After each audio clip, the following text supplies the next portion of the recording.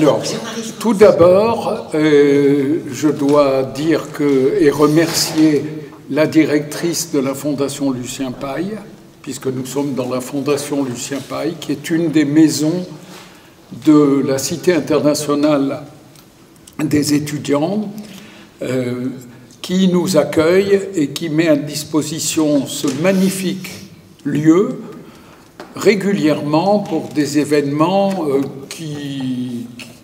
qu'elle n'est pas obligatoire d'accepter. Voilà. Donc Julie Péguini, qui nous rejoindra après, là, elle est en train de s'occuper de sa petite fille. Julie Péguini nous rejoindra. Je la remercie. Elle a la qualité d'être directrice et en même temps elle est ethnologue, prof d'ethnologie spécialisée Afrique.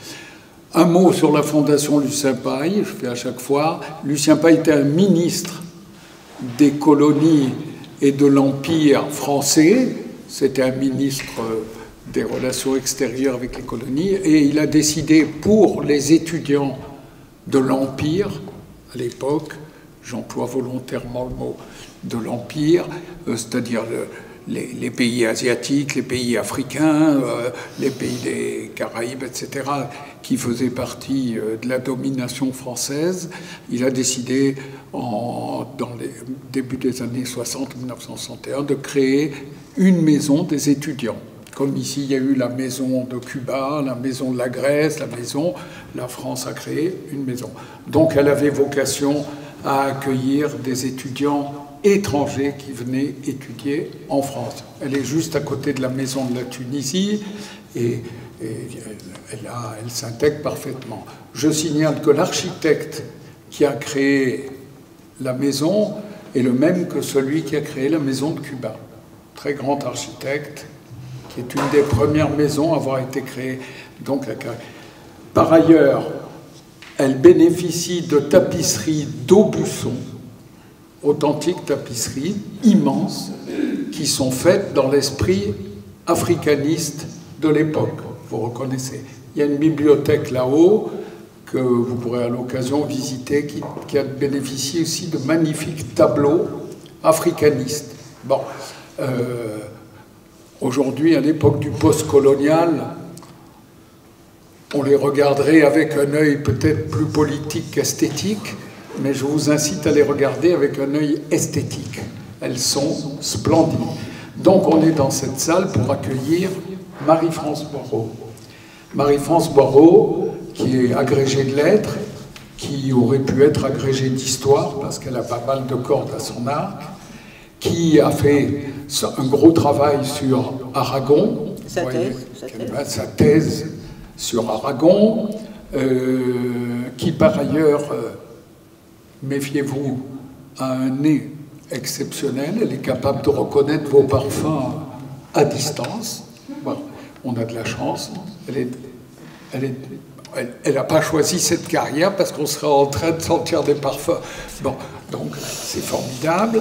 Elle est, comment dire, elle s'intéresse à réveiller la mémoire des femmes rebelles. C'est un peu le parcours qu'elle fait en France, à différents endroits, différents départements, elle se déplace, etc. Et elle exhume la mémoire de femmes qui ont été soit des grandes féministes, soit des grandes résistantes, soit des grandes artistes, enfin, il n'y a pas nécessairement un label, mais qui ont été des grandes femmes de l'histoire culturelle et qui ont été largement oubliées. L'an dernier, on a bénéficié d'une conférence sur Juliette d'Arles, si vous en souvenez. Bien sûr,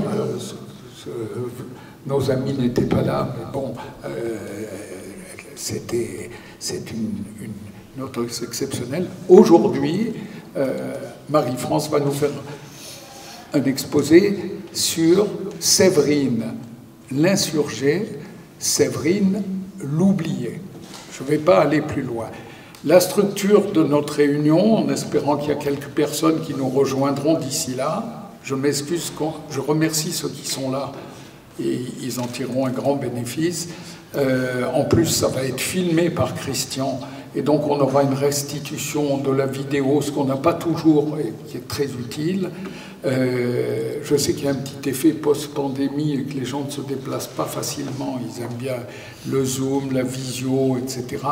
Mais je trouve que malgré la communication non négligeable qu'il y a eu, on n'est pas assez nombreux pour honorer la qualité de la conférencière et la qualité de la conférence. Mais on va s'y adapter, accepter l'idée, et on va démarrer en sachant qu'il y aura deux parties. Une première partie d'un peu plus d'1 heure, qui sera un exposé sur Séverine, et une deuxième partie, un peu plus de 3 heures, un peu plus de 4 heures, qui sera la mise en lecture, en geste, en spectacle vivant de certains textes de Séverine, etc. etc. Bon. Donc, vous voyez à peu près comment ça va se passer. On va dire que ça va durer une demi-heure, la deuxième partie, à peu près. Voilà. Merci à vous. Je passe la parole à Marie-France. J'oublie de dire que cet événement, il est organisé par Entraide Mixage, qui est une association d'aide à domicile aux personnes âgées, qui s'occupe vraiment de Senior Plus, hein, puisqu'elle a 30 aides à domicile auxiliaires de vie à temps plein et à peu près 185 personnes âgées d'une moyenne d'âge de 84 ans, vous imaginez, en perte d'autonomie ou en isolement, et que cette association, qui a créé un centre intergénérationnel qui se veut à vocation culturelle, lien social, etc., elle essaye de réveiller la mémoire. À partir des parcours de vie, il lui apparaît un certain nombre de personnages, d'histoires, de lieux qui sont à remettre en scène pour le public et réveiller la mémoire. C'est un travail qu'elle assure et elle consacre une petite partie de sa marge financière, c'est une association de 1901, à mettre en scène ces choses-là, à préparer des spectacles, des expositions, etc. D'ailleurs, le travail de Marie-France Boireau sera suivi l'an prochain d'une exposition sur la Grande Séverine, dont on reparlera, exposition. Voilà, donc, et Entraide Mixage est en partenariat avec la Fondation Lucien Paille. Voilà, merci. À toi. Merci. Alors, une première question. Qui avait entendu parler de la journaliste Séverine avant de venir ici, avant de voir le titre de la conférence? Vous? Oui. Ah, vous vous appelez Séverine. Et vous vous appelez Séverine. En mémoire de la Grande Séverine. Voilà. Et vous savez qui est la Grande Séverine? Vous en avez quelle représentation?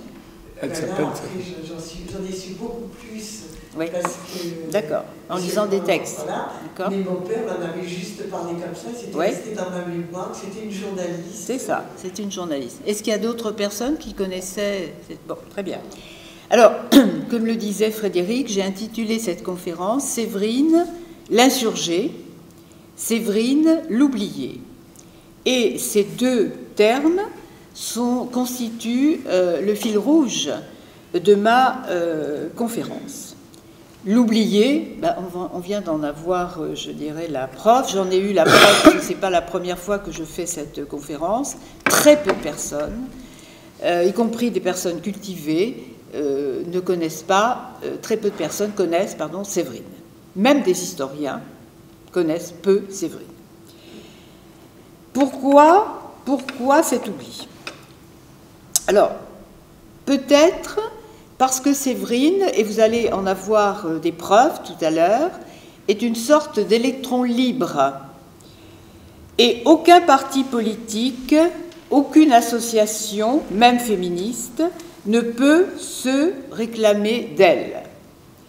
Elle a voulu garder son arme de combat, c'est-à-dire sa plume, libre, Sur le plan politique, il y a eu une brève adhésion au Parti communiste français en 1917 en raison de l'espoir suscité par la Révolution d'octobre, mais elle a très rapidement quitté ce parti 2 ans après. Son titre de gloire, eh bien, c'est la défense des pauvres, son combat contre la misère, combat pour lequel elle a déployé des trésors d'imagination, je vais essayer de vous le démontrer, dans le cadre de son métier de journaliste. Je dis bien métier, car Séverine est une journaliste professionnelle. Une journaliste professionnelle qui vivait de sa plume. Donc, elle a voulu donc rester libre, hein, c'est-à-dire elle n'est pas entrée dans un type de journaliste engagé. Elle n'aurait pas aimé le mot gage, d'ailleurs, car comme disait Aragon, dans engagé, il y a gage, et Séverine n'a donné de gage à personne, trop attachée à sa liberté de parole. Je voudrais tenter maintenant d'incarner, plutôt nous allons tenter, Juliette et ses amis et moi-même, d'incarner Séverine, cette femme hors norme, disciple de Vallès, Séverine l'insurgée, explication du 2e terme de mon titre, pour reprendre le titre du 3e volet de la trilogie de Vallès, l'enfant, le bachelier, l'insurgé.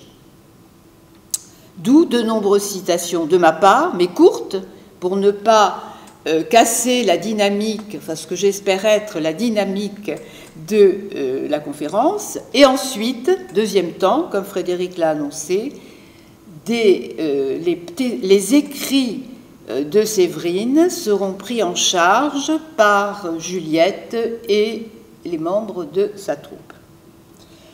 Alors tout d'abord, quelques repères biographiques. Je ne vais pas raconter la vie de Séverine, mais j'ai besoin de vous donner quelques repères biographiques pour que vous compreniez un certain nombre de choses. Je fais appel tout d'abord à la grande historienne de l'histoire des femmes, Michel Perrault, que vous connaissez peut-être. Michel Perrault qui dit que le féminisme, c'est une pensée et une action. Et ces deux termes, à mon avis, définissent bien l'itinéraire de Séverine, qui, même si, comme je l'ai déjà dit, elle n'est affiliée à aucune association, elle n'a été affiliée à aucune association dite féministe. D'ailleurs, le mot, quand elle commence à travailler, n'existe pas. Ce que je vais dire, c'est que sa vie personnelle et sa vie professionnelle illustrent dans bien des domaines les problèmes auxquels les femmes ont été confrontées en cette seconde moitié du XIXe siècle, car Séverine est née en 1855. Période que l'on appelle parfois la Belle Époque, hein, fin XIXe, début XXe. Séverine est un pseudonyme. Elle est née Caroline Rémy. Son père est un petit fonctionnaire à la préfecture de police. Elle n'a pas participé à la Commune, hein, puisqu'en 1871, elle a 16 ans. Et ses parents, qui ont peur des communards, quittent Paris, justement, pour Versailles. Donc, ils vont vers les Versaillais. Le projet de Séverine, c'est de faire du théâtre. Voilà. À 17 ans, Séverine, 16 ans même, veut faire du théâtre. Mais, dans cette famille petite bourgeoise, le théâtre n'est pas un métier. Puis d'abord, c'est quand même assez mal famé. Enfin, vous voyez, la réputation des théâtreux hein, n'est pas excellente. Que fait Séverine? Pour échapper, je dirais, à la tutelle paternelle, ce qu'on appellerait dans le vocabulaire contemporain patriarcal, n'est-ce pas? La malheureuse. Elle se marie. Elle a 17 ans. Croyant gagner sa liberté. Grave illusion. Son mari est très violent, notamment sexuellement. Elle fera le récit de sa nuit de noces qu'elle a vécu comme un véritable traumatisme et qui était en fait un viol légal. D'ailleurs, c'est une expression qu'elle a utilisée. Vous voyez combien c'est d'actualité. Hein? Bon.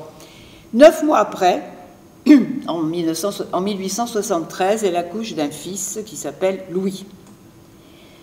Séverine, en raison justement de cette expérience, on pourrait dire fondatrice, a très vite compris que, et là je cite Michel Perrault, la grande historienne dont je parlais tout à l'heure, elle a très vite compris que le genre masculin, je dis bien le genre masculin, s'est construit dans l'idée de la possession du corps des femmes.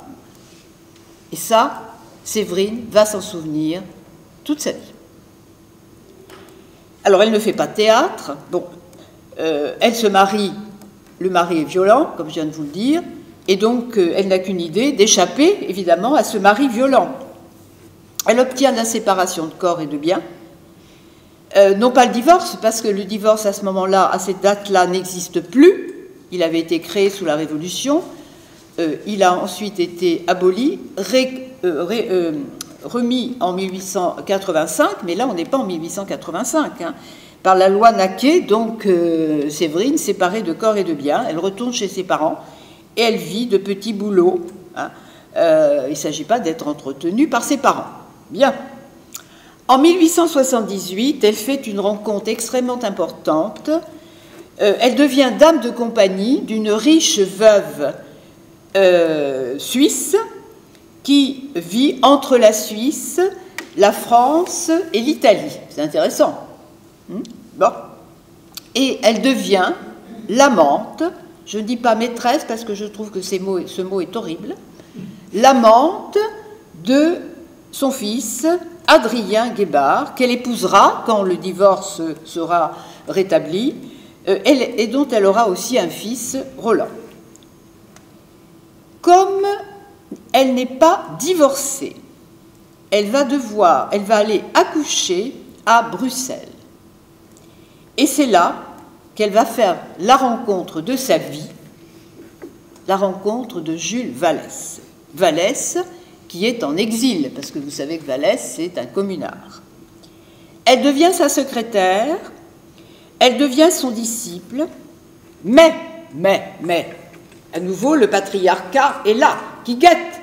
Comment cette jeune femme ravissante, chevelure bouclée, blond vénitien, avec ce communard, cet homme vieilli, malade, etc. Qu'est-ce que c'est que ça? Qu'est-ce que c'est que ça? On n'en veut pas, on ne veut pas. Que fait Séverine? Alors là, elle a des mesures radicales, hein, vous allez voir tout à l'heure ce que je vais vous raconter. Elle essaie de se suicider. Eh bien oui. Elle se tire une balle, dans le ventre d'ailleurs. Bon, heureusement, la balle ne fait pas beaucoup de dégâts. Et elle écrit quand même quelque chose de très intéressant. Vous voulez que je le dise ? Juliette, à vous. Je meurs. Je meurs de ce qui vous fait vivre, de révolte et de haine. Je meurs de n'avoir été qu'une femme, alors que brûlait en moi une pensée virile et ardente. Je meurs d'avoir été une réfractaire. Merci, Juliette. Alors, ce travail auprès de Vallès constitue un véritable apprentissage d'un métier, le métier de journaliste. Non seulement elle va ordonner les écrits de Vallès, parfois elle les remanie, parce que par moments c'est un peu disons, une écriture un peu complexe, et Vallès, et ça c'est évidemment fondamental, vous en aurez la preuve tout à l'heure, quand Juliette et sa troupe liront les textes de Séverine, il lui apprend à écrire. Il lui apprend à écrire. Et il lui apprend également ce qu'est un journalisme libre, nullement inféodé à un parti. Et grâce à Vallès, Séverine est introduite dans plusieurs milieux journalistiques. C'est en ces termes qu'elle rend hommage à celui qu'elle considère comme son maître, Le peu que je sais, le peu que je suis, mon maître inoublié, je vous le dois. Vous m'avez appris à voir, à entendre, à méditer, à compatir surtout aux grandes misères des pauvres gens. Et lors de la mort de Vallès, elle écrira « C'était mon père. Il fut bien, en effet, le tuteur de mon esprit, le créateur de ma conviction. Le peu que je sais, le peu que je vaux, c'est à lui que je le dois. Il me tira du limon de la bourgeoisie, il prit la peine de façonner et de pétrir mon âme à l'image de la sienne. Il fit de l'espèce de poupée que j'étais alors une créature simple et sincère. Il me donna un cœur de citoyenne et un cerveau de citoyen. » Ah, vous voyez l'écriture? Enfin, vous entendez plutôt. Et quand Vallès va mourir, très peu de temps, parce qu'il est, si vous voulez, son exil, enfin sa vie, etc., fait qu'il est quand même complètement délabré, elle va prendre la succession du Cri du Peuple, le journal de Vallès. Petit rappel concernant ce journal. Ce journal a été fondé en février 1871 par Vallès et Pierre Denis, et il est paru pendant la semaine sanglante de la Commune, et il disparaît évidemment lors de l'exil de Vallès, mais il réapparaît en 1883 lors du retour d'exil de Vallès, et il reparaît grâce à Séverine, d'une part, et grâce, et ça n'est pas négligeable, à l'aide financière d'Adrien Guébard, dont je parlais tout à l'heure, n'est-ce pas, qui est le compagnon de Séverine, à ce moment-là, qui deviendra son mari ultérieurement. Le premier numéro du nouveau Cri du Peuple paraît le 28 octobre 1883 et nous allons maintenant entendre la voix de Vallès. Une littérature... Il l'a fait. Une littérature neuve doit sortir de terre sous ce souffle de fraternité large et derrière notre angoisse d'exactitude et de vérité. Social, humain, perlé de larmes ou pailleté de rire, ouvert à tous, tribune libre, si d'aucuns n'avaient pas encore compris, voilà ce que veut être le Cri du Peuple. Voilà, c'est ce qu'écrit Vallès en 1883. Vallès, qui veut un journal ouvert à toutes les tendances de la gauche de l'époque, s'assure la collaboration de Jules Guesde. Bon. Mais très vite, le sectarisme de Guesde, en tout cas ce que certains ont considéré comme tel à ce moment-là, crée un gros problème au sein du journal, et Vallès, bien qu'affaibli, bien que malade, dénonce ce sectarisme. Il avait voulu un journal ouvert, comme je l'ai dit, aux différents mouvements de gauche. La rédaction comprenait aussi bien des marxistes que des blanquistes, des républicains, des indépendants, etc., etc. Pour Vallès, le peuple, il écrit le peuple avec une majuscule, toujours. Pour Vallès, le peuple doit être à l'origine de toute évolution sociale, d'où sa méfiance à l'égard des doctrinaires, méfiance dont Séverine va hériter.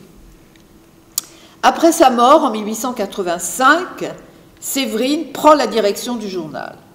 Et elle va vite comprendre ce que ça signifie pour une femme, en cette fin du XIXe siècle, que de prendre la direction d'un journal, même si, comme je l'ai dit, elle a un atout, hein, elle a quelques cartes, parce que c'est son mari, ou c'est son futur mari, qui finance le journal. Et elle continue, si vous voulez, elle se veut l'héritière de Vallès, c'est-à-dire elle se bat pour que le journal soit ouvert à des sensibilités différentes de gauche, non inféodées à un parti.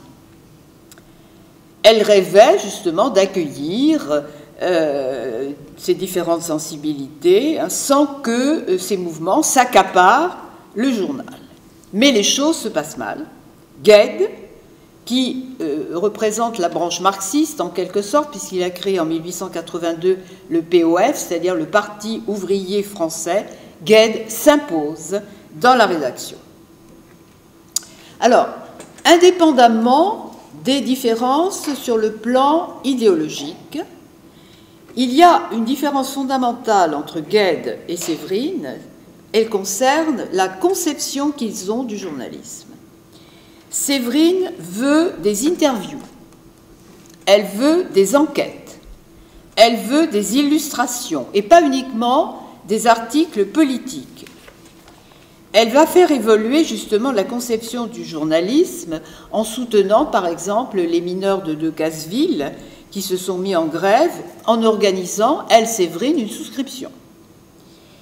Et en héritière de Vallès, son attention se porte sur les misères du peuple et ce qu'elle veut dans ce journal, c'est donner la priorité aux problèmes sociaux et non à des doctrines politiques.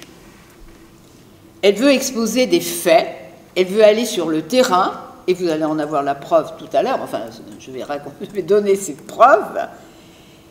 Et la leçon de Vallès, la suivante, entendre, méditer, compatir, surtout aux grandes misères des pauvres gens.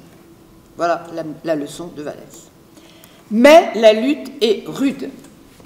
D'abord, c'est une femme, une très jolie femme. Ça n'arrange pas les choses. Bon. Mais, comme je le dis, les finances suivent, puisque c'est Adrien Guébard qui finance. Bon. Le rapport de force est en faveur, apparemment, de Séverine, et le comité de rédaction, à dominante guédiste, finit par démissionner. Mais la situation n'est pas réglée pour autant. Gued attaque Séverine, il la traîne dans la boue, et la situation est d'autant plus difficile que Séverine, libre, fait entrer dans le comité de rédaction son amant, Georges Labruyère. Ah! Gued utilise évidemment cette situation, il l'accuse d'être la voix du gouvernement et il crée, Gued, un autre journal, La Voix VOIE du peuple. Mais le journal disparaît très rapidement. Les choses sont compliquées malgré l'aide d'Adrien Guébard et le Cri du peuple connaît des difficultés financières. Et à ce moment-là, Séverine commence à écrire pour d'autres journaux d'obédience politique très différente, parce qu'elle écrit à la fois pour Le Gaulois, qui est un journal, je dirais, de droite, voire même monarchiste, hein, dirigé par Arthur Meyer.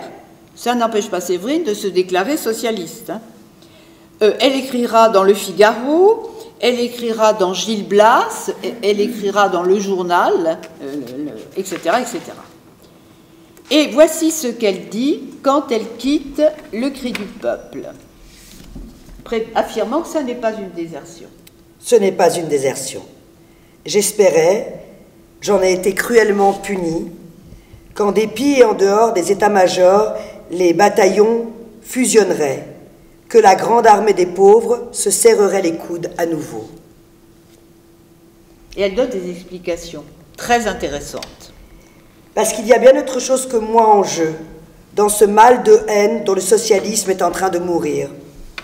Tant que les meneurs du socialisme n'auront pas senti le péril de ces discordes qui, comme la gangrène, envahissent peu à peu tout le parti, tant qu'ils n'auront pas abdiqué leurs ressentiments, comme jadis les nobles abdiquèrent leurs privilèges dans la nuit du 4 août, tant qu'ils mettront leur individu au-dessus de leur idée, leur intérêt personnel au-dessus de l'intérêt commun, leur moi au-dessus du nous, l'état social restera le même, les pauvres resteront sans espoir et sans pain. Ce que je vais faire maintenant, c'est l'école buissonnière, la révolution. De la révolution. J'irai de droite et de gauche, suivant les hasards de la vie, défendant toujours les idées qui me sont chères, mais les défendant seul, sans autre responsabilité que celle de ce qu'aura paraphé mon nom. Voilà. Vous commencez déjà à la situer. Séverine, je l'ai dit tout à l'heure, n'avait pas la même conception que Gued du journalisme, hein, puisqu'elle voulait des enquêtes, elle voulait des interviews, elle voulait des illustrations, etc., etc. Et elle est une pionnière, je ne dirais pas la première parce qu'il faudrait faire des travaux de recherche que je n'ai pas suffisamment fait, mais c'est une des premières du journalisme d'investigation. Tout d'abord, elle a créé son identité de journaliste professionnelle. Et ça, c'est très important. Elle n'écrit pas un petit article par-ci, par-là, au hasard, etc. Non. Elle crée son identité de journaliste professionnelle, une identité construite, différente de son identité légale, puisqu'elle signe d'abord Séverin, prénom masculin. C'était une façon, si vous voulez, de se faire admettre dans certains cercles. Vous savez bien que quelques illustres écrivaines ou écrivains, comme vous voulez, je pense évidemment à George Sand, avait choisi un prénom masculin. Donc elle a commencé à écrire sous le pseudonyme de Séverin, mais elle a aussi écrit sous d'autres pseudonymes, René et eux, en hommage à Chateaubriand, qui, comme vous le savez peut-être, a écrit un roman autobiographique qui s'appelle René, c'est le prénom d'ailleurs de Chateaubriand, René et elle a utilisé un autre pseudonyme, Jacqueline, en hommage au personnage de Vallès, dans la trilogie que je citais tout à l'heure, Jacques Vintra. Voilà les différentes identités. Bon, je ne vais pas citer d'autres identités. Bon, ce que je vais essayer de vous montrer, justement, c'est ce que ça signifie, journalisme d'investigation pour Séverine. Je ne vais pas tout citer, parce qu'on serait encore là ce soir. J'ai promis à Frédéric de ne durer qu'1 heure. Hein. Bon, premier exemple, l'incendie de l'Opéra Comique. Le 25 mai 1887, un incendie détruit la salle Favart. Pas de dispositif de sécurité, pas de plan d'évacuation, au moins 100 morts, plus de 200 blessés. Que fait Séverine? Voir, vous vous souvenez, voir, entendre, méditer, voir. Elle se rend sur les lieux, elle mène son enquête et elle finit par comprendre que certaines portes étaient demeurées fermées. C'est-à-dire que les gens n'ont pas pu sortir par les portes qu'ils auraient pu utiliser. Elle écrit un article qui se termine par une terrible question. Qui a tenu les portes closes? Qui est l'assassin? Alors, elle a mené sa propre enquête, comme je l'ai dit. Elle a posé des questions et elle en a tiré un certain nombre de conclusions.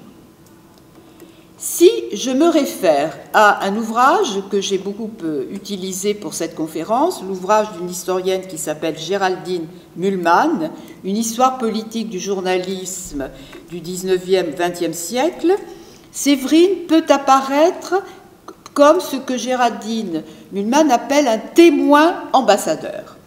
Qu'est-ce que ça veut dire, témoin ambassadeur? Eh bien, parce qu'elle écrit des articles qui cherche à toucher par les détails concrets, par la narration qu'elle met en place, un grand public dans une démarche de rassemblement. Elle propose en quelque sorte des choses vues. Et les textes de Séverine sont descriptifs, visuels. Et elle est témoin pour, je dirais, donner des alertes, vous créez en quelque sorte des alertes. Autre exemple, alors là encore plus, je dirais, probant, la catastrophe dans une mine à Saint-Étienne le 19 juillet 1890. Que s'est-il passé? Un coup de poussier, non pas un coup de grisou, mais un coup de poussier qui a fait 113 morts. Le poussier, c'est un ensemble de fines particules de poussière, voilà d'où le mot poussier, c'est aussi simple que ça, poussières de carbone qui sont hautement inflammables et qui sont présentes dans l'exploitation d'une mine de charbon. Tout à l'heure, Juliette et sa troupe évoqueront la descente de Séverine dans la mine. Car Séverine va... Alors, que va-t-elle faire? Alors ça, si vous voulez, ça montre la personnalité de cette femme. Elle va aller voir le directeur du Gaulois, journal de droite, je l'ai dit tout à l'heure. pour lui demander s'il finance son voyage, d'une part, et son séjour à Saint-Étienne. Elle obtient cela.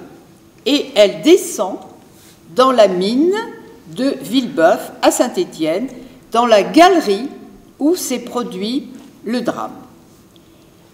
Quel est son objectif?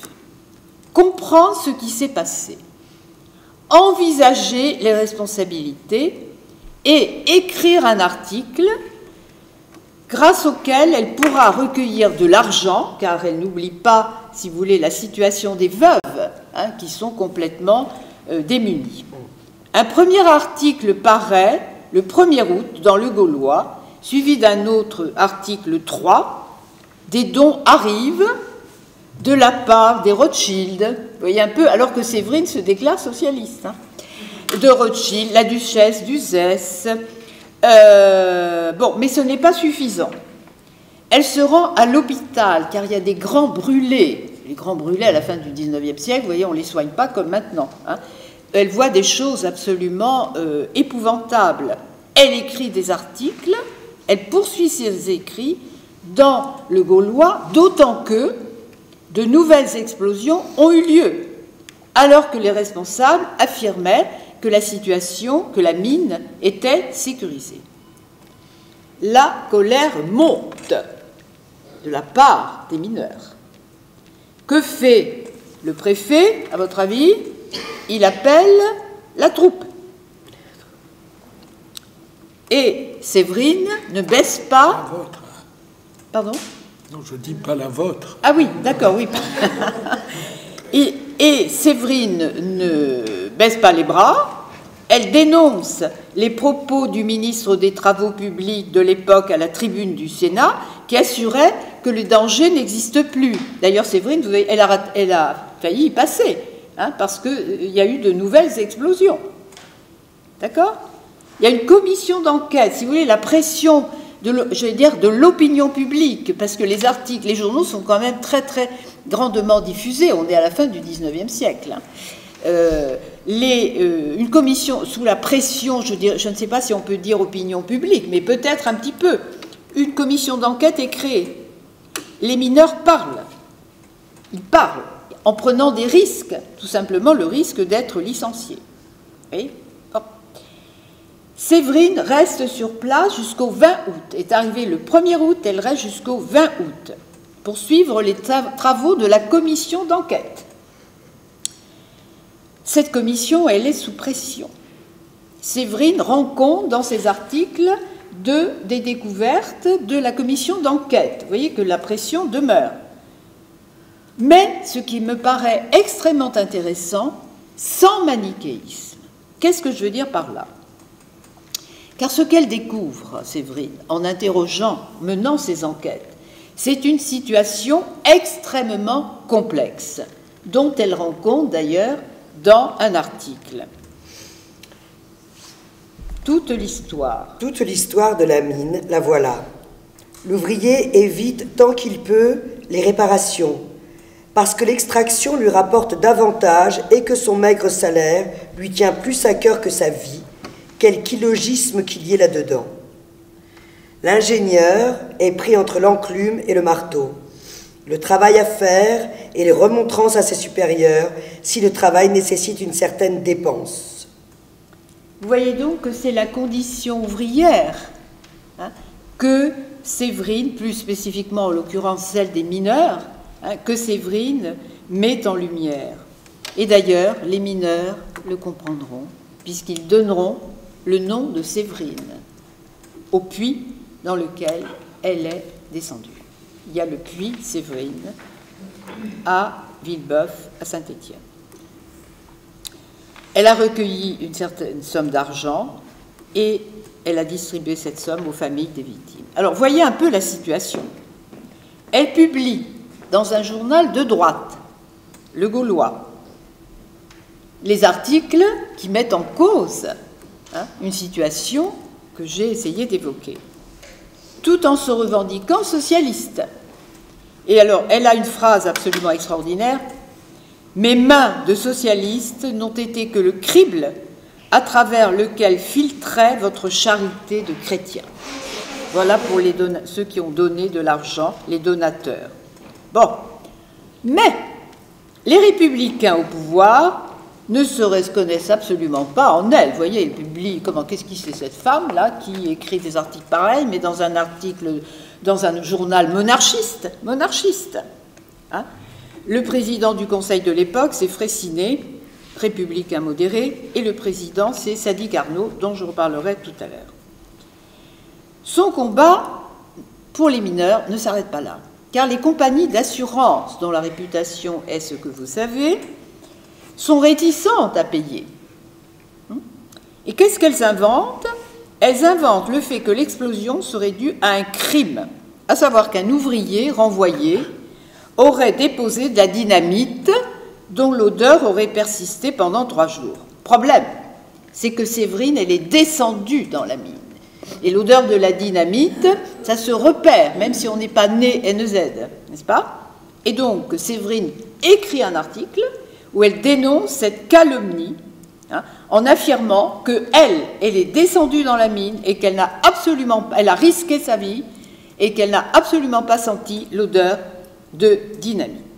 Alors, vous comprenez pourquoi, peut-être, que son nom est tombé dans l'oubli. Parce que vous voyez cette femme qui écrit dans un journal de droite monarchiste les articles dont je viens de vous parler, hein, qui se réclame socialiste, qui fait appel à des donateurs qui sont quand même, qui appartiennent à l'aristocratie, etc. Qu'est-ce que c'est? Où la mettre? Où la mettre? Bon, et vous savez bien que quand on ne peut pas mettre quelqu'un dans une case, eh bien le quelqu'un en question tombe dans l'oubli. Et voilà, et c'est d'ailleurs ce qui lui est arrivé. Alors, deuxième grand combat de Séverine, le combat contre l'antisémitisme. En 1886, Drummond, qu'est-ce que c'est ce bruit là? Je sais pas. Drummond écrit un ouvrage qui a un succès absolument considérable, qui s'intitule « La France juive ». Un pamphlet antisémite qui rencontre un succès absolument considérable. Et on peut dire, moi je me suis replongée dans la France juive pour travailler cette conférence, on peut dire que c'est un ouvrage fondateur de l'antisémitisme contemporain, dans la mesure où il met en relation ce qui nourrit d'une certaine manière l'antisémitisme, c'est-à-dire l'antisémitisme, l'antijudaïsme chrétien, qui était très important en cette fin du XIXe siècle, l'anticapitalisme populaire et le racisme. Donc Drummond invente bien cet antisémitisme moderne en associant la République aux Juifs, les Juifs à l'argent. La haine des Juifs fait que Drummond est philo-arabe, philo-musulman. Il prend la défense des musulmans d'Algérie. La France est en Algérie, conquête de l'Algérie 1830. L'argument de Drummond consiste à dire que le décret Crémieux, qui a accordé en 1870 la citoyenneté française à des Juifs d'Algérie, a favorisé leur domination en Algérie et que ce sont eux les premiers colons. Que peut Séverine devant cette montée de l'antisémitisme qu'elle sent? C'est le verbe qu'elle utilise. Bon, elle le sent. Elle le sent d'autant plus qu'un duel a fait grand bruit. En 1892, le marquis de Morès, qui est un lieutenant de Drummond, se bat en duel contre le capitaine Armand Mayer. Pourquoi ce duel? Eh bien parce que le journal de Drummond, La Libre Parole, dénonce la présence au sein de l'armée française de nombreux officiers juifs. Et les officiers concernés demandent réparation. Et c'est donc, par les armes bien sûr, et c'est donc le lieutenant Mayer qui va se présenter et contre le capitaine, pardon, excusez-moi, contre le marquis de Morès. Que se passe-t-il? Maillère est atteint à l'aisselle droite, il tombe en syncope, mais bafouant toutes les règles du duel, eh bien, que fait Morès? Il s'acharne contre lui, hein, contre les règles les plus élémentaires, en quelque sorte, et le capitaine Maillère meurt. Bon, Morès est arrêté quand même, hein, incarcéré. Ce duel, vous l'avez compris, ce sont les prémices, c'est le prémisse de l'affaire Dreyfus qui commence en 1894. Alors, Séverine. Alors là, vous êtes assis. Vous allez voir. Séverine qui sent que l'antisémitisme monte. Elle a une idée. Elle va voir le rédacteur du Figaro, Francis Magnard, et elle lui formule son projet. Aller à Rome pour rencontrer le pape Léon XIII, dont vous avez beaucoup entendu parler ces dernières semaines. Un pape ouvert aux questions sociales, un pape qui s'est beaucoup intéressé à la situation des ouvriers, qu'il appelle d'ailleurs dans ses textes des prolétaires, c'est-à-dire un terme marxiste. Il n'est pas marxiste pour autant, hein, attention. Bon. Et ce pape qui a réconcilié l'Église et la République, hein, qui était loin d'être en bons termes.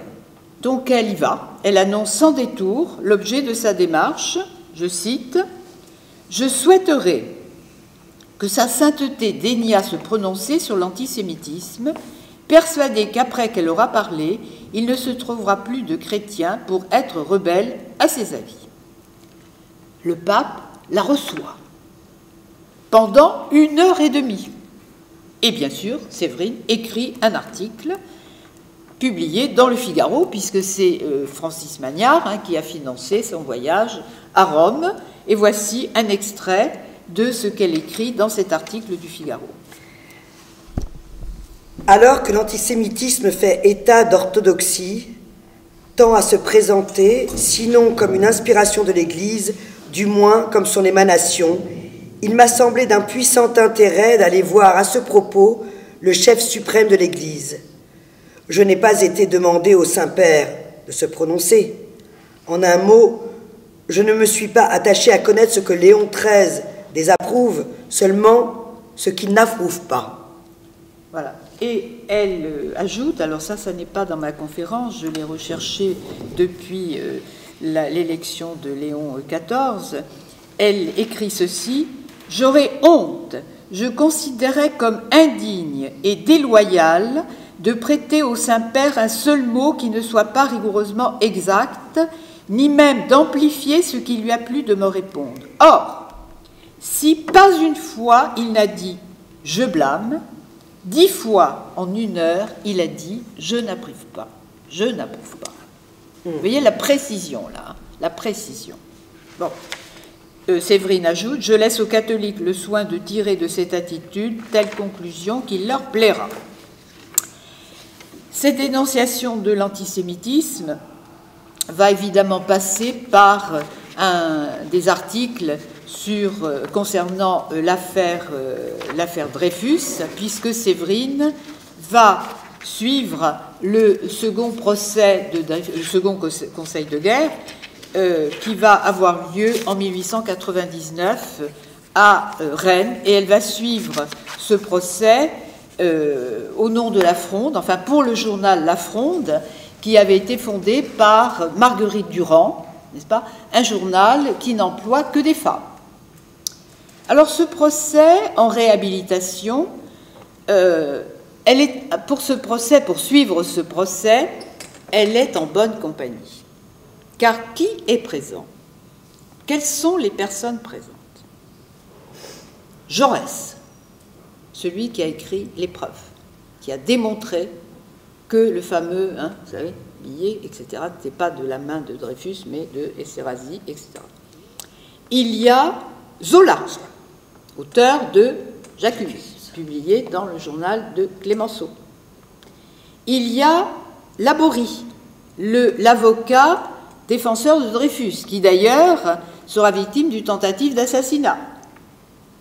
Lafargue, le gendre de Marx. Bon, et d'autres, hein, je ne vais pas tous les citer. Dommage. Tout se retrouve à l'auberge des Trois Marches. C'est le nom de l'auberge. Et Séverine a gardé un grand souvenir de ce travail, de ce moment-là, de ce procès de Rennes, car elle a compris, elle qui était de cette sorte d'électron libre hein, que j'ai évoqué, eh bien, elle se rend compte que quand on travaille en collaboration avec d'autres personnes, on n'est pas forcément brigadé pour autant, qu'il existe une solidarité et même une fraternité, sont des mots qu'elle va employer, une fraternité pour quand on travaille justement ensemble. À l'issue de ce procès en révision, la peine de Dreyfus est commuée en 10 ans de prison. L'arrêt sera cassé, je fais un petit rappel rapide, en 1899, et alors il est gracié, et il devra attendre 1906 pour être acquitté par un arrêt sans renvoi de la Cour de cassation. Cette prise de position de Séverine à l'égard de Dreyfus, enfin pour Dreyfus, en faveur de Dreyfus, eh bien, va lui coûter extrêmement cher, comme je le démontrerai tout à l'heure. Autre action de Séverine en faveur des casseuses de sucre. Alors, est-ce que vous savez ce que c'est, les casseuses de sucre? Non. Eh bien, au XIXe siècle, les ateliers recevaient des pains de sucre qu'il fallait casser, c'est page 7, qu'il fallait casser, donc ça faisait une poussière absolument épouvantable, vous voyez, à main nue, hein, bien sûr, à main nue, ouais, bon. Et pourquoi elles se sont mises en grève, les casseuses de sucre? Eh bien, parce que leur patron, dont je vais parler tout à l'heure, avait baissé leur salaire, carrément, comme ça. Bon, alors, Séverine se rend sur place, enquête, et elle découvre la situation de ces femmes. Elles n'ont plus d'ongles, elles n'ont plus de dents. Les uns usés jusqu'à la chair par le maniement du sucre, les autres écaillés, perdus, effrités par les poussières qui s'en dégagent, ces poussières qui leur brûlent les paupières, le gosier, qui leur éraille la voix, détermine les gastrites, la tuberculose, la souffrance toujours, la mort bientôt. Ouais. Alors, le patron, Monsieur Sommier, je vais vous en parler, il prétend qu'il n'a pas les moyens de maintenir les salaires. Mais que découvre Séverine? Que Monsieur Sommier est le propriétaire d'un magnifique château, celui de Vaux-Fouquet. Vous vous souvenez de l'histoire de Fouquet, qui est surintendant Fouquet, qui a fait construire ce magnifique château. Ça lui a coûté, enfin, Louis XIV lui fera payer cher, etc., etc. Bon. Le président de la République, dont j'ai cité le nom tout à l'heure, Sadi Carnot, se rend dans la résidence de Sommier de Vaux-Fouquet, car Sommier a fini de faire achever complètement les travaux. Et voici ce qu'écrit Séverine à propos de cette visite de Sadi Carnot. Et le président, bonhomme admire, pas une minute. Le descendant du conventionnel ne songe que c'est de la gratte sur les salaires qu'est fait cette magnificence et qu'il pourrait fonctionner tout un jour, ce château d'eau, avec toutes les larmes qu'il a fait couler. Voilà. Alors, le conventionnel, donc Sadi Carnot, descend du conventionnel Lazare Carnot, député de la Convention, membre du comité de salut public. Vous voyez un peu, là, l'héritage, enfin l'héritage, la trahison, plutôt. Séverine, quand les ouvrières ont repris le travail, parce que finalement elles n'ont pas obtenu gain de cause, mais il faut bien vivre, elle cherche à se faire embaucher. Elle met un petit bonnet sur ses cheveux, n'est-ce pas, bouclés, etc., etc. Bon, mais je dirais qu'elle n'y parvient pas. Et Une autre grande journaliste se souviendra peut-être de cela. Je n'ai pas encore eu l'occasion de la rencontrer. Elle s'appelle, vous la connaissez, Florence Aubenas. Florence. Hein, Florence Aubenas, que j'espère pouvoir rencontrer. Auteur du quai de Ouistreham. Vous savez que Florence s'est fait embaucher, n'est-ce pas? Bon, etc., etc. Bien. Pourquoi est-ce que Séverine fait tout cela? Eh bien, parce que pour elle, décrire la vie ouvrière ne suffit pas. Il faut la vivre pour en apprécier toute l'injustice et toute l'horreur. Voilà. Vous voyez un peu, est-ce que, je ne sais pas si vous commencez à voir un peu, à entrevoir plutôt ce personnage, hein, qui est un personnage hors norme, et je dirais que, comprenez peut-être pourquoi ce personnage m'a évidemment énormément intéressée. Alors, le féminisme de Séverine, parce que certains disent, ou on dit que Séverine était une féministe. Vous savez, maintenant, il faut des étiquettes. Hein, on met les gens dans des cases. C'est d'ailleurs très rassurant, parce que comme ça, on n'a pas besoin d'aller regarder de plus près. Bon, je pense qu'on ne peut pas véritablement parler de féminisme concernant Séverine. Hein, d'ailleurs, le mot, je ne sais même pas si le mot existe. Peut-être a-t-il été créé en 1892, enfin il y a des origines différentes qui sont données lors du Congrès général des sociétés qui luttent pour les droits des femmes. Séverine, lors du 3e congrès, le 3e congrès depuis 1878, elle a décliné l'invitation. Pourquoi? Eh bien, elle ne veut pas prendre la parole. Elle ne veut pas se mettre en avant par la parole. Elle écrit, elle se met en avant, mais parce qu'elle écrit, mais pas en prenant la parole. Elle dit, je veux bien donner ma parole, mais pas ma voix, mon élan, mais pas mon geste, ma pensée, pas mon regard. Et donc elle ne fait partie d'aucun groupe structuré, malgré son amitié pour Marguerite Durand, dont je parlais tout à l'heure, hein, c'est-à-dire celle qui a créé le journal, qui est la fondatrice du journal La Fronde. Elle soutient, je parle de Séverine, la cause des femmes, à sa manière, grâce à sa plume. Donc, si vous voulez, il y a une différence fondamentale entre Séverine et certaines féministes, des militantes féministes de cette époque, notamment des communardes, dont j'ai eu l'occasion de parler, non pas ici, mais ailleurs, comme des femmes oubliées, comme André, au masculin, Léo, Paul Mink, etc., qui, elles, n'hésiteront pas à prendre la parole dans des réunions ouvrières où elles se faisaient insulter. Insulter. Pourquoi? Parce que les socialistes, les hommes politiques socialistes de l'époque sont contre le travail des femmes. Ça, il faut le savoir. Pourquoi? Parce que les femmes prendraient le travail des hommes. Et comme elles se feraient moins payer, vous comprenez, ce serait une concurrence absolument désastreuse. Vous voyez, il y a des choses historiques, qui sur le plan historique sont extrêmement éclairantes. Alors, Séverine, donc, n'adhère à aucun mouvement féministe, même si elle soutient certains mouvements féministes. Et en particulier, elle n'est pas d'accord avec celles qui réclament le droit de vote pour les femmes, notamment une célèbre qui s'appelle Hubertine Auclair, dont les écrits ont été publiés l'année dernière avec une préface de cette historienne dont je vous parlais tout à l'heure, hein, Michel Perrault. Alors pourquoi est-ce ça n'intéresse pas Séverine, cette accession des femmes à la sphère politique? Ça lui paraît complètement inutile, je la cite. Être député actuellement, c'est être zéro. Un zéro toujours suspect, souvent nuisible. Le mandat s'acquiert à l'ancienneté plus qu'en raison de la valeur intrinsèque.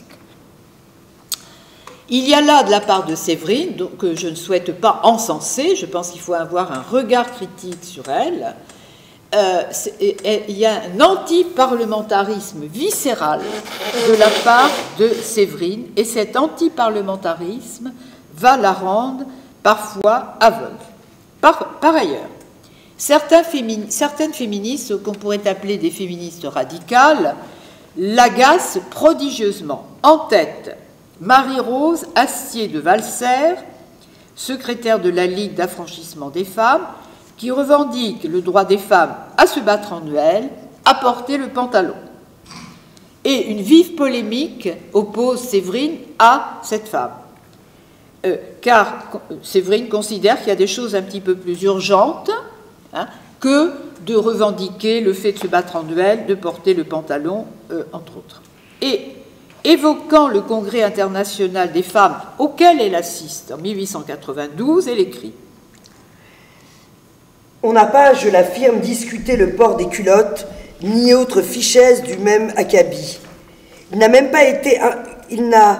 même été que peu question des droits politiques, et si l'on n'a pas pu faire autrement, défendant le sexe faible, que de malmener légèrement le sexe fort, la chose a été exécutée simplement, discrètement, sans ridicule et sans mauvais goût. Ensuite. Cela est un indice de force. Vous savez, cette inquiétante modération. Et tout de suite, la discussion, loin de planer, de plafonner dans l'inutile azur, a plongé en plein mal social, en pleine géhenne féminine. On a parlé de l'accès des femmes aux carrières libérales, de l'égalité des sexes au point de vue des études scientifiques et artistiques, de leur solidarité dans les réformes, du rôle de mère, de sœur, d'épouse par rapport à la paix, soit intérieure, soit internationale, de la protection due par la loi aux êtres faibles, de la situation des femmes enceintes dans le commerce et les ateliers, de recherche et de paternité, de prostitution, etc. Et elle compte beaucoup sur l'exemplarité. Quand une jeune fille, à force de volonté et d'études, passe ses examens de droit ou de médecine, gravit les cimes les plus escarpées de la science, établit l'égalité, souvent la suprématie, de son cerveau sur celui de ses compagnons masculins, elle fait davantage pour l'affranchissement de l'espèce que toutes les péroreuses du meeting. Péroreuses de meeting. Voilà.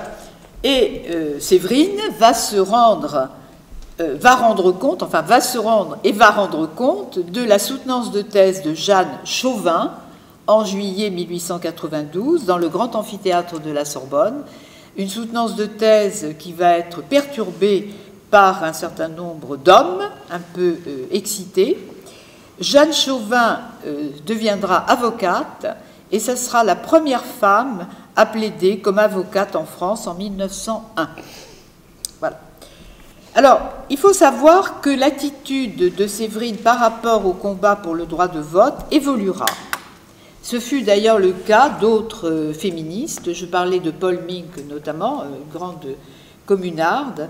Et Séverine va rejoindre la campagne pour le vote des femmes en 1914 dans le journal qui s'appelle d'ailleurs Le Journal.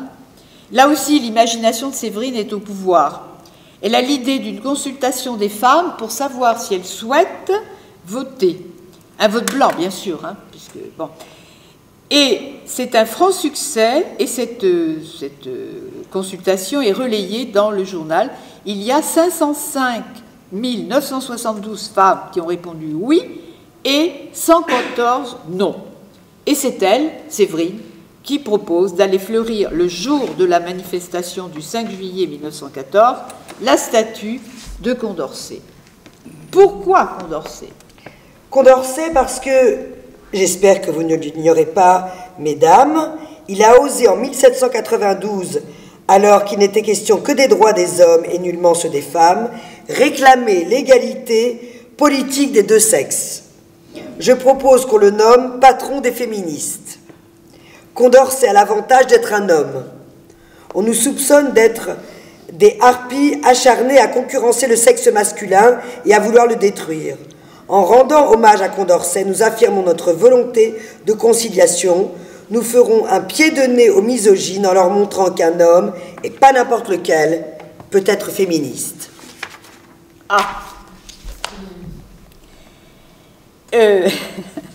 Alors son combat en faveur des femmes se manifeste aussi par la défense, alors ça va sûrement vous surprendre, on est à la fin du XIXe siècle, sa défense de l'avortement,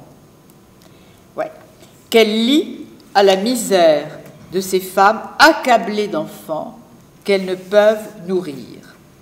Le vice rédhibitoire, voyez-vous, ce n'est pas que les pauvres aient beaucoup d'enfants, c'est que la société ne les nourrisse pas.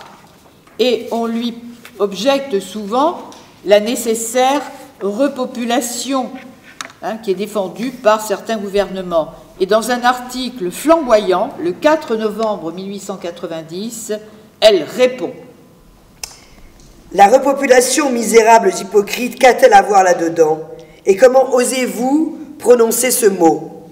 La repopulation, que fait-on donc pour les nombreuses familles, les tiolés de 10, 12 moutards qui, dans notre état social, ne trouvent ni de quoi se nourrir, ni de quoi se loger?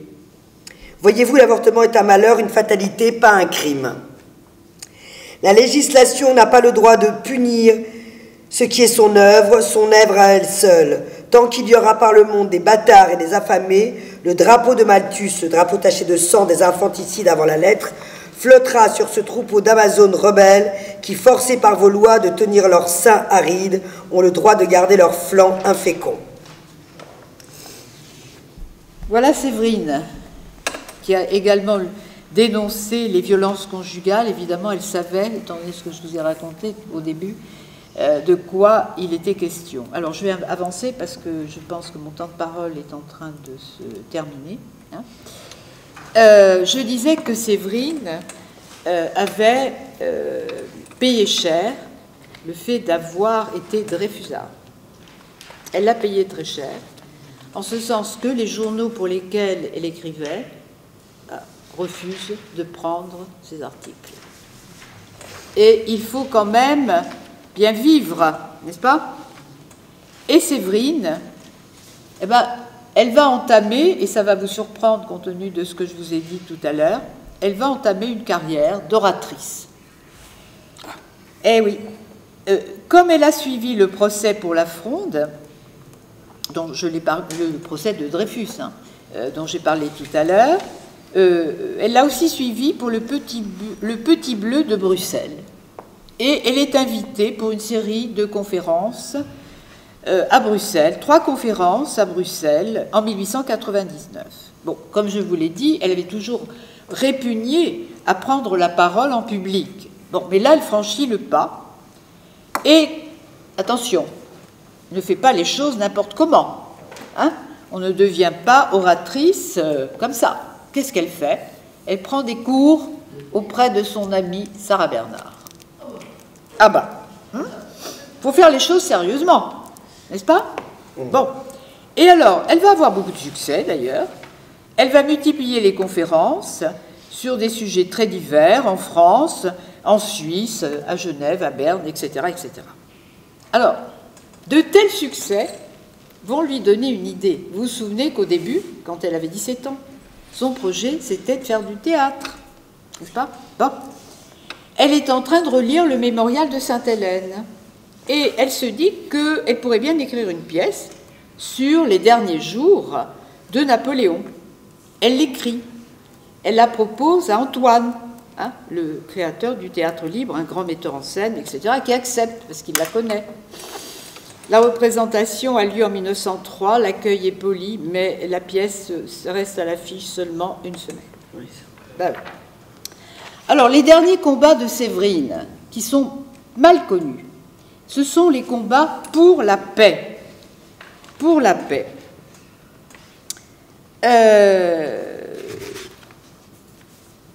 Au risque d'être accusée de défaitisme. Alors, en quoi a consisté ce combat pour la paix? Eh bien, tout d'abord, à écrire des articles de soutien au roman de Barbuse, Le Feu, paru en 1916, qui est un roman qui est loin du lyrisme guerrier dominant, loin de ceux qui exaltent la joie de mourir. Le livre reçoit quand même le prix Goncourt, bien que massacré par la censure. Séverine écrit son admiration dans La vie féminine, Le journal du peuple, La vérité, etc. Autant d'articles blanchis par la censure. Blanchis, c'est de Séverine. Elle soutient l'action d'une autre journaliste, bien ignorée, même son nom a quasiment disparu, Marcel Capy, C-A-P-Y, qui, comme elle l'a fait jadis, enquête pour écrire ses articles, enquête notamment auprès des ouvrières des usines de munitions qui travaillent soumises à un rythme absolument infernal pour la fabrication des obus. Marcel Capy publie Une voix de femme dans la mêlée, avec une préface de Romain Rolland. Vous voyez, le grand pacifiste, ça n'arrange pas les choses. C'est un parrainage extrêmement compromettant et le livre sort tailladé par la censure. Séverine dira, c'est un mutilé de l'arrière. Elle a également défendu Hélène Brion, poursuivie pour défaitisme après avoir diffusé des brochures socialistes affirmant que les causes premières de la guerre sont l'impérialisme, le colonialisme, le militarisme. Et il y a un grand écrivain qui s'appelle Louis Aragon qui, avant que les historiens mettent en lumière le fait que ça n'est pas forcément le chauvinisme qui existait, ne nous voilons pas la face, que c'était bien le colonialisme, la rivalité entre la France et l'Allemagne, au Maroc notamment, dans les premiers romans du monde réel, Les Cloches de Bâle, Les Beaux Quartiers, les romans, la littérature peut éclairer des situations avant même que les écrivains s'en emparent. Je porte témoignage. En 2013 ont lieu les rencontres de Blois pour parler justement des origines de la Première Guerre mondiale. Sont invités de très très grands historiens français, allemands, qui justement dans leurs écrits ont mis en lumière, 2013, que justement ça n'était pas forcément un nationalisme exacerbé, il faut reprendre l'Alsace et la Lorraine, etc., qui était à l'origine de la Première Guerre mondiale, mais bien l'impérialisme, le colonialisme, cette rivalité entre la France et l'Allemagne, dont on pourrait, je ne vais pas ici faire une conférence sur le sujet, je pourrais le faire, mais parce que c'est mon sujet de thèse, mais bon, voilà. Donc, Hélène Brion, dès ce moment-là, défend cette idée. Et bien entendu, elle est poursuivie pour défaitisme. Voilà. Alors, Séverine, vous voyez, elle a continué à travailler pour la paix. Elle a tellement travaillé pour la paix que son nom sera même proposé pour le prix Nobel à plusieurs reprises, 3 fois, mais sans succès. Personnage trop sulfureux, Séverine. On ne va pas lui donner le prix Nobel. Bon, alors la dernière apparition de Séverine, eh bien, c'est en faveur d'un meeting qui réclame la grâce de Sacco et Vanzetti, 2 anarchistes condamnée à mort, et malgré ses réticences à prendre la parole, elle va prendre la parole. Elle est déjà bien fatiguée, on est en 1927, elle se retire à Pierrefonds, où elle meurt en 1929, et elle est enterrée d'ailleurs dans ce cimetière de Pierrefonds, et elle a des funérailles très émouvantes, suivies par 2000 personnes environ.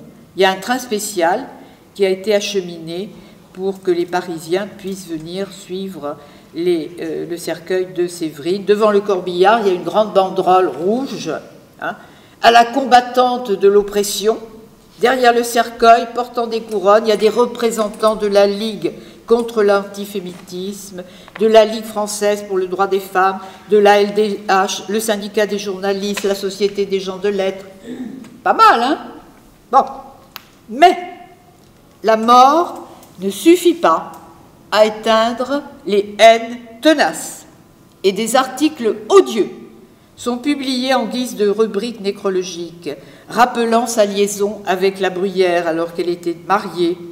Et quand le conseil municipal de Draguignan décide de donner son nom à un collège de jeunes filles, un torchon d'extrême droite traîne dans la boue le nom de Séverine, présenté comme une, pour les guillemets, une pétroleuse à la Louise Michel.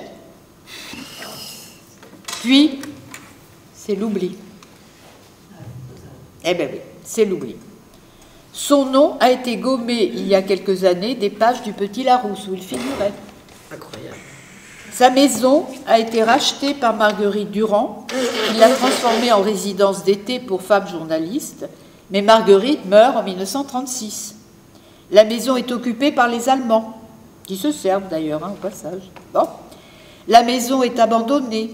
Au centre de la maison pousse un arbre. Bon, la maison est rachetée en 1960 par une femme qui l'a restaurée, mais on ne visite pas. La plaque qui signalait que Séverine avait vécu là a disparu. Je ne sais pas si elle a été remplacée. Ses archives, sa correspondance, tout a été vendu, dispersé, etc. Alors, il reste des documents à la bibliothèque Marguerite Durand. Il reste un tableau qui la représente à sa table, devant sa table de travail au musée d'Orsay, des dessins au musée Rodin, le pastel de Renoir qui est à Washington. C'est dire si on a fait peu de cas de son travail, de son engagement. Et ses enfants? Je parle. Alors attendez, vous poserez les questions après. Je n'ai pas fini.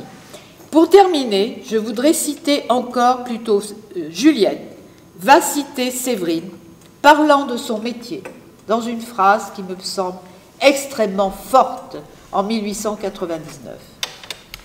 Je ne sais pas si j'ai bien fait mon métier, et même j'en doute, en comparant le rêve au résultat.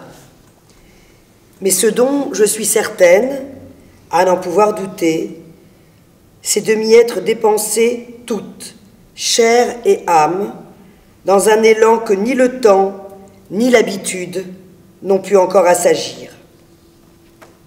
Nous vous remercions de l'attention que vous nous avez accordée.